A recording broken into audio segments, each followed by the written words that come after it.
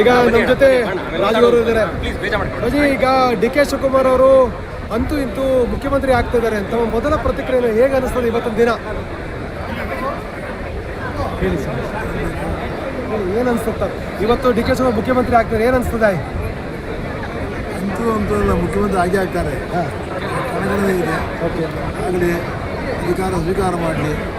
ಸುಭದ್ರವಾದ ಕನ್ನಡದ ಕೋಟೆಯಲ್ಲಿ ಕನ್ನಡವನ್ನು ಕಟ್ಟಿ ಅವರು ಸುಖವಾಗಿ ಚೆನ್ನಾಗಿದ್ದು ಆಯುಷ್ವಂತರಾಗಿ ಆರೋಗ್ಯವಂತರಾಗಿದ್ದು ಈ ರಾಜ್ಯವನ್ನು ಒಳ್ಳೆಯ ಪಥದಲ್ಲಿ ತಗೊಂಡೋಗಿ ಮಳೆ ಎಲ್ಲವೂ ಶಾಂತಿಯಿಂದ ಕಾಪಾಡತಕ್ಕಂಥ ದೇವರು ಕರುಣಿಸ್ತೀವರಿಗೆ ದೀರ್ಘವಾದ ಕಾಲ ಅವರು ತಮ್ಮ ಏನು ಕೊಟ್ಟಿದ್ದ ಜವಾಬ್ದಾರಿ ದೇವರು ಅವ್ರದ್ದೇ ಇದ್ದು ಜನರು ಸಂತೋಷಪಡಿಸಿ ಜನಗಳ ಭಾಗಕ್ಕೆ ಹೋಗಿ ಎಲ್ಲ ಜನರು ಅವ್ರು ನೋಡಬೇಕು.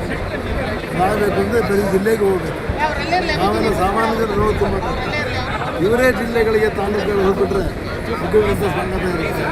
ಅದನ್ನು ಮಾಡಿ ಎಲ್ಲ ಆಶೀರ್ವಾದ ಪಡೆದು ಈ ನಾಡನ್ನು ಚೆನ್ನಾಗಿ ನಡೆಸಿ. ಓಕೆ, ತಮ್ಮನ್ನ ಭೇಟಿ ಮಾಡಿದಾಗ ತಾವು ಏನಂತ ಸಲಹೆ ಕೊಟ್ಟರೆ ಅವರಿಗೆ? ತಮ್ಮನ್ನ ಭೇಟಿ ಮಾಡಿದಾಗ ನನ್ನ ಭೇಟಿ ಮಾಡಿದ ಕೂಡಲೇ ಇಷ್ಟೇ ಹೇಳೋದು, ಸುಖವಾಗಿರು, ಚೆನ್ನಾಗಿರು, ಒಳ್ಳೆ ರಾಜ್ಯ ಕೊಡು, ಏನೋ ಬಂದಿರೋ ಕಳಂಗ ಕಳೆದು ಬಿಡು ಅಷ್ಟೇ. ಭಾಳ ದೊಡ್ಡ ಮಟ್ಟದ ಹೋರಾಟ ಮಾಡಿಕೊಂಡು ಬಂದರು ಅವರು, ಮುಖ್ಯಮಂತ್ರಿ ಆಗ್ತಾ ಇದ್ದಾರೆ. ಆ ಹೋರಾಟದ ಹಾದಿಯನ್ನು ಹೇಗೆ ನೆನಪು ಮಾಡ್ಕೋತೀರಿ ನೀವು? ಹೋರಾಟದ ಹಾದಿಲಿ ಹೋರಾಟ ಯುದ್ಧವಿಲ್ಲದೆ ಯಾವುದೂ ಶಾಂತಿ ಸಿಗೋಲ್ಲ. ಹೋರಾಟ ಮಾಡಿದ್ರೇ ಯಾವುದೂ ಕಷ್ಟಪಟ್ಟು ಸಂಪಾದನೆ ಮಾಡೋಕ್ಕೆ ಸುಲಭವಾದ ತಿಂದುಕೊಳ್ಳಲ್ಲ. ಭಾಳ ಕಷ್ಟಪಟ್ಟು ಸಂಪಾದನೆ ಮಾಡಿದ್ದಾರೆ. ರಾಜ್ಯ ಮಾಡ್ಕೊಂಡು ದೇವರು ಇನ್ನೂ ಹೆಚ್ಚು ಅನುಕೂಲ ಕೊಡಲಿ, ಒಳ್ಳೆಯದು ಮಾಡಲಿ. ಅವನಿಗೆ ಈ ರಾಜ್ಯ ನಡೆಸಿ ಆರ್ಥಿಕವಾಗಿ ಭದ್ರವಾದ ಒಂದು ಅಡಿಪಾಯ ಹಾಕಿ ನಡೆಸಬೇಕು ಅಂತ ನಾನು ಹೇಳ್ತೀನಿ.